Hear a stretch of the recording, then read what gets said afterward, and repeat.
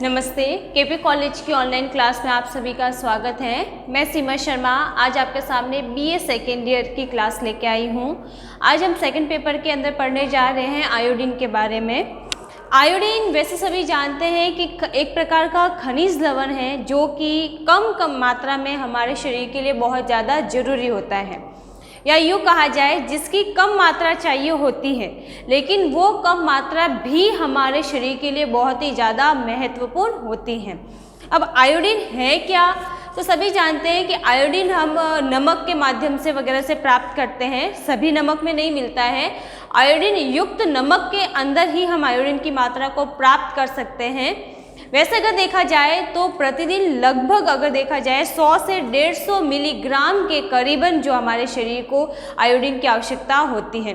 अब इसकी आयोडीन की जो मात्रा है बहुत कम है, लेकिन ये जो कम मात्रा है ये क्या है, बहुत ज़्यादा महत्वपूर्ण है हमारे शरीर के लिए। आयोडीन जो होता है वो हमारे शरीर में जो गले के अंदर थायराइड ग्रंथि पाई जाती है उनसे निकलने वाले हार्मोन को, उनसे जो हार्मोन निकल रहा है, यानी कि जो हमारे गले में ग्रंथि पाई जाती है थायराइड ग्रंथि, इससे निकलता है हार्मोन थायरोक्सिन।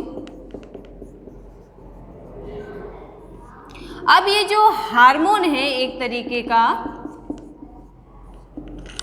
इसको स्रावित करने के लिए और इसके नियंत्रण के लिए बहुत ज़्यादा जरूरी होता है कि हमारे शरीर को आयोडीन मिले। थायरोक्सिन जो है वो आयोडीन युक्त प्रोटीन होता है जो कि हमारे शरीर में बहुत ज़्यादा जरूरी है। सबसे पहले हम पढ़ चुके हैं प्रोटीन, है ना। तो प्रोटीन का सभी को पता है कि ये शारीरिक वृद्धि विकास में जरूरी है। शारीरिक वृद्धि हो गई, मानसिक वृद्धि विकास हो गया इनमें। तो अब ये जो प्रोटीन है वो कौन सा है, थायरोक्सिन युक्त प्रोटीन है, यानी कि ये भी क्या करेगा, हमारी शारीरिक वृद्धि विकास, मानसिक वृद्धि विकास में भी ये बहुत ज़्यादा जरूरी रहेगा। इसकी कमी के कारण क्या हो जाता है, थायरोक्सिन के निर्माण में क्या हो जाती है, अस्त व्यस्त हो जाता है, उसका निर्माण नहीं हो पाता है। अब अगर थायराइड ग्रंथि से थायरोक्सिन हार्मोन स्रावित नहीं होगा, इसका निर्माण नहीं होगा, क्योंकि थायराइड ग्रंथि को इसको निर्माण के लिए कार्य करना पड़ता है। अब जब आयोडीन नहीं लेंगे तो थायराइड ग्रंथि को क्या होगा, अतिरिक्त कार्य करना पड़ेगा, उस पर बहुत ज़्यादा प्रेशर आने लगेगा और प्रेशर की वजह से इसमें क्या हो जाएगा, कोशिका विभाजन शुरू हो जाएगा। अब जैसे जैसे ये विभाजित होगी इसका सीधा प्रभाव किस पे पड़ेगा, हमारे शरीर को देखने को पड़ेगा। कोशिका विभाजन के कारण क्या हो जाता है, कई बार इसका जो आकार है थायराइड ग्रंथि का वो बढ़ जाता है और आकार बढ़ने के कारण कहा जाता है कि गले से संबंधित रोग हो गया है, यानी कि गले में सूजन वगैरह देखने को मिलती है। गले का जो आकार है सामान्य से अधिक होकर बढ़कर लटकना शुरू हो जाता है। अब हम देखते हैं आयोडीन के क्या क्या कार्य हैं। तो सबसे पहला अगर आयोडीन का कार्य देखा जाए तो सबसे पहला कार्य है शारीरिक वृद्धि।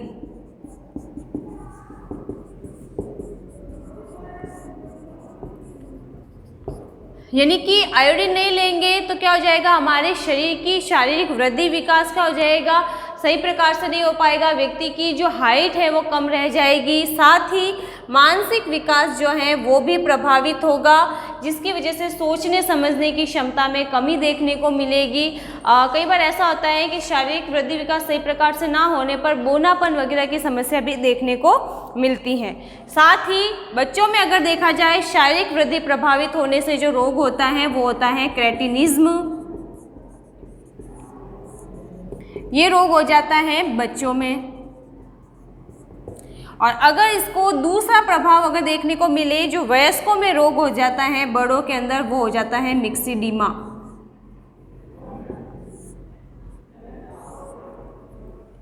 मिक्सिडीमा रोग प्रभावित करता है वयस्क को, यानी कि बड़े लोगों को।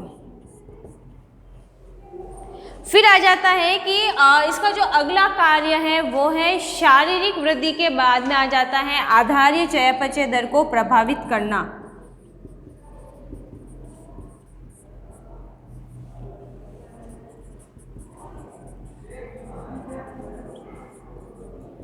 कम हो जाएगी, यानी कि भूख कम लगेगी। भूख कम लगेगी तो क्या हो जाएगा, पूरा पोषण नहीं हो पाएगा।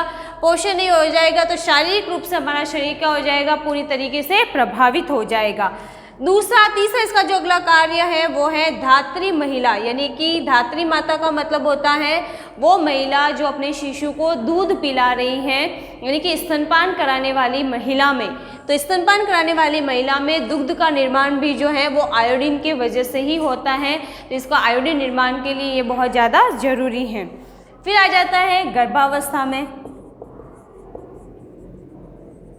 गर्भावस्था में होने वाले पेशीय संकुचन, यानी कि जो गर्भवती महिला में एक शिशु के जन्म के लिए जो उसको गर्भाशय में मरोड़े चलती हैं, पेशियों का संकुचन होता है, विमोचन होता है, उस संकुचन विमोचन की प्रक्रिया में बहुत ज़्यादा जरूरी होता है, जो कि आयोडीन जो है एक तरीके से भूमिका निभाता है और उन होने वाले संकुचन को नियमित और नियंत्रित बनाए रखने का कार्य भी करता है। फिर आ जाता है शरीर का ताप नियंत्रण करना, यानी कि आयोडीन के कारण शरीर का तापमान नियंत्रित रहता है, एक साथ बना रहता है, जो ना तो कम होता है ना ही बहुत अधिक होता है। अब जैसे ही शरीर का तापमान बढ़ने लग जाएगा तो वो क्या हो जाएगा, पसीने वसीने के रूप में शरीर से निष्कासित हो जाएगा और वापस पसीना जो है वाष्प के साथ में क्रिया वाष्प के रूप में बदल जाता है और शरीर को ठंडक देता है, यानी कि तापमान यहाँ पर क्या हो गया, वापस सामान्य कर दिया गया, और अगर कम हो जाता है तो उसको वापस नॉर्मल कर दिया जाता है। फिर आ जाता है कोलेस्ट्रॉल स्तर को नियंत्रित करना।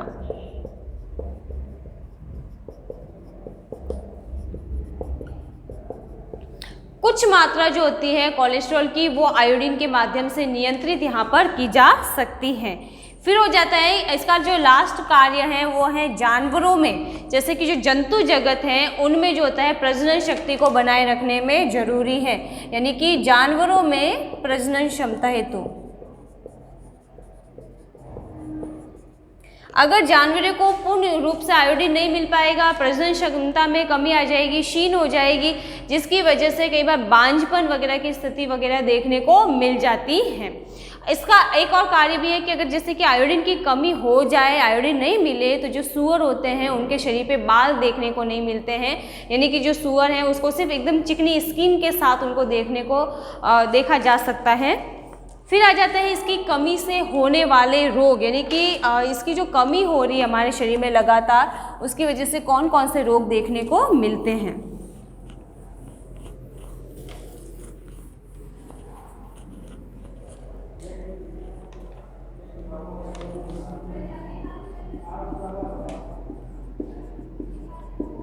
कमी का प्रभाव, तो सबसे पहला कमी का प्रभाव यहाँ पर देखने को हम जो नॉर्मली सुन चुके हैं वो रोग है गॉइटर। गॉइटर कहे, गेंगा कहे या फिर गलगंड कहे, ये तीनों रोग एक ही हैं। इसमें ये हो जाता है कि जो गले की जो ये हार्मोन की कमी हो जाती है, कमी के कारण क्या हो जाता है, गले में जो थायराइड हार्मोन का स्राव होना चाहिए था, इस ग्रंथि पर अधिक कार्यभार होना शुरू हो जाता है, यानी कि इस ग्रंथि का में अंदर कोशिका विभाजन शुरू हो जाता है, जिसकी वजह से थायराइड ग्रंथि जो है उसका आकार सामान्य से अधिक हो जाता है और बढ़कर लटकना शुरू हो जाती है, जिससे क्या हो जाएगा, एक सामान्य व्यक्ति का जो गला है वो लटक कर सूज कर दिखने लगेगा, जिसकी वजह से उसको कहा जाता है कि गॉइटर रोग हो चुका है, गलगंड रोग हो चुका है या फिर गेंगा रोग हो चुका है। दूसरा जो रोग है वो है क्रेटिनिज्म। पहले ही मैंने बताया था क्रेटिनिज्म जो रोग है वो है बच्चों का रोग है। अब ये बच्चों में कब होता है, जब माँ जो है वो बच्चे को पूर्ण रूप से दूध नहीं पिला पा रही, स्तनपान नहीं हो पा रहा है बच्चे का, या फिर गर्भावस्था में जो होता है महिला ने आयोडीन युक्त चीज़ें नहीं ली हैं, तो उसकी सीधा प्रभाव बच्चे को देखने को मिलता है। अब इसमें क्या हो जाएगा, बच्चे की शारीरिक वृद्धि विकास जो है वो रुक जाएगी, कम रहेगी, मानसिक विकास कम हो जाएगा, बच्चा दुबला पतला एकदम सुस्त दिखाई देगा, आलस्य से भरपूर दिखाई देगा, थकान अधिक देखने को मिलेगी, त्वचा पे कई बार जैसे कि ना लालपन वगैरह देखने को मिलता है और उस पर रूखी सूखी बेजान हो जाती हैं, मांसपेशियाँ ढीली हो जाती हैं, त्वचा सूखी हो जाती है, जीभ का आकार जो है वो बढ़ जाता है, यानी कि सामान्य से अधिक जो उसकी जीभ का आकार है बढ़कर लटकने लग जाती हैं, होंठ जो है मोटे हो जाते हैं, चेहरा कई बार क्या हो जाता है, विकृत हो जाता है, यानी कि चेहरे का आकार बिगड़ जाता है, जिससे वजह से मुंह बंद करने पर भी वो पूरी तरीके से मुंह बंद नहीं हो पाता है। साथ ही शिशुओं में विकलांगता भी देखने को मिलती है, यानी कि बच्चों में हाथ पैरों में, मुंह में, किसी भी स्थान पर इसकी वजह से मुंह विकलांगता देखने को मिल सकती है। कई बार ऐसा भी होता है कि मुंह जो है वो कई बार घूम जाता है, टेढ़ा हो जाता है, जिसकी वजह से उसके होंठ वगैरह दोनों हैं आपस में नहीं मिल पाते हैं। तीसरा जो रोग है वो है मिक्सिडिमा। ये वयस्कों में होने वाला रोग है। वयस्कों में शारीरिक जो वृद्धि विकास जैसे है वो पूरी तरीके से ऐसे नहीं हो पाता है, कमजोर दुबले दिखने को मिलते हैं, शारीरिक रूप से सूजन देखने को मिलती है, व्यक्ति थकान से भरपूर होता है, आलस्य देखने को मिलता है, चेहरे पर हमेशा थकान देखने को मिलती है, शरीर का तापमान जो होता है वो कम हो जाता है, यानी कि गर्मी में भी उनको ठंड का एहसास होने लगता है। मिक्सिडिमा की स्थिति में वयस्कों के जो बाल हैं वो झड़ने शुरू हो जाते हैं, चमकहीन हो जाते हैं, कड़े हो जाते हैं, आवाज़ जो है वो भारी हो जाती है, मस्तिष्क की क्रियाशीलता है उसमें शिथिलता आ जाती है, यानी कि सोचने समझने की जो क्षमता है उसमें कमी आ जाती है। हृदय गति है वो भी प्रभावित होती है, यानी कि हृदय गति कम हो जाती है, श्वास लेने में कठिनाई होती है, ब्लड प्रेशर जो है वो बढ़ जाता है, दबाव अधिक लगने लगता है, त्वचा बेजान हो जाती है और एकदम रुक्ष वगैरह एकदम खुरदुरी सी देखने को मिलती हैं। फिर है इसके जो अधिकता के प्रभाव है, ये तो हो गए कमी के प्रभाव। अगला जो है अधिकता का प्रभाव।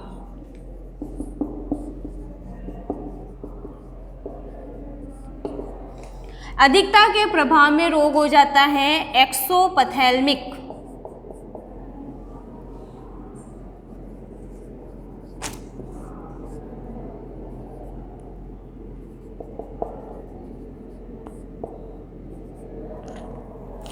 एक्सोपथेल्मिक रोग जो है उसको ग्रेव्स रोग भी कहा जाता है।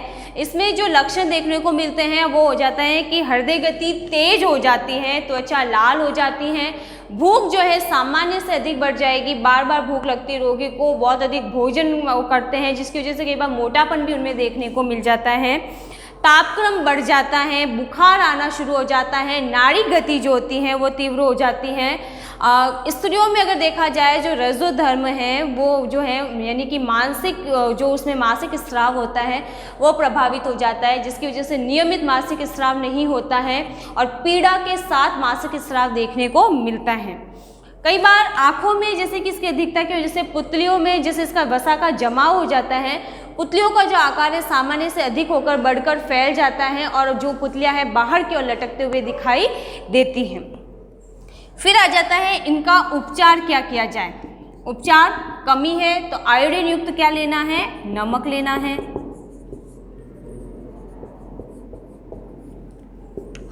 आयोडाइज्ड ब्रेड का उपयोग किया जा सकता है। आयोडीन और पोटेशियम सोडियम युक्त जो दवाइयाँ हैं, सोडियम पोटेशियम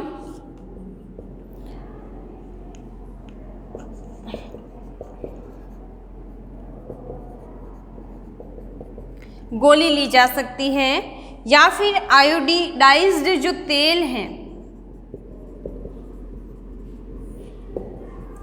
तेल का भी उपयोग किया जा सकता है। ये जो आयोडाइज्ड तेल है, नमक है, इसमें यह है कि आयोडीन की जो मात्रा है इनमें मिलाकर दी जा सकती है ताकि आयोडीन की कमी ना हो और भरपूर पोषण उनके शरीर को जो चाहिए उनकी आवश्यकता के अनुसार वो सभी प्राप्त हो सके। तो आज का जो हमारा चैप्टर था आयोडीन वो यहीं पर पूरा होता है। बहुत जल्द मिलेंगे अपने एक नए चैप्टर के साथ, तब तक के लिए सभी को गुड बाय।